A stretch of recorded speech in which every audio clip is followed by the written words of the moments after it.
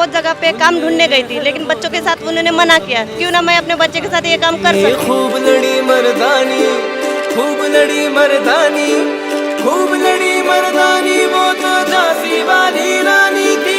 खूब लड़ी मर्दानी, वो तो झांसी वाली रानी थी।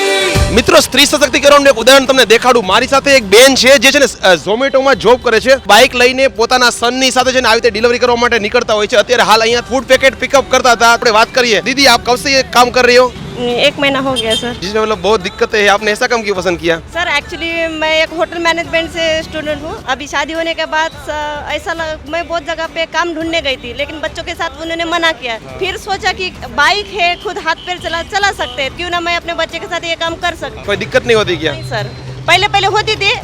कोई भी काम करो तो दिक्कत तो आती है सर, पहले पर अभी नहीं होती सर, अभी ढूंढ लेती हूँ। જે લોકો કહેતા હોય ને કે ભાઈ મતલબ કામ કરવા માટે કામ નથી, લેડીઝ છું, ઘરે હોઉં છું, મતલબ લેડીઝ કઈ રીતે બહાર કામ કરી શકે, તો એમના માટે એક્ઝામ્પલ છે કે દીદી છે ને સ્વાભિમાની જીવન જીવે છે. कुछ स्पेशल मैसेज देना चाहो जो भी व्यूअर्स हमारा वीडियो देख रहे हैं उसको? अगर आप चाहो तो कोई भी काम छोटा या बड़ा नहीं होता, आप कर सकते हो, यही मानना है सर मेरा। ઓકે, હવે તમે જો દીદીને સપોર્ટ કરવા માંગો છો ને તો એમના મોબાઈલ નંબર મારી પાસે છે, તમે કમેન્ટ્સ બોક્સમાં કમેન્ટ્સ કરો. રિયલીમાં એમને કંઈક સપોર્ટ કરો છો, હેલ્પ કરવી છે ને તો એમના સાથે હું નંબર શેર કરીશ.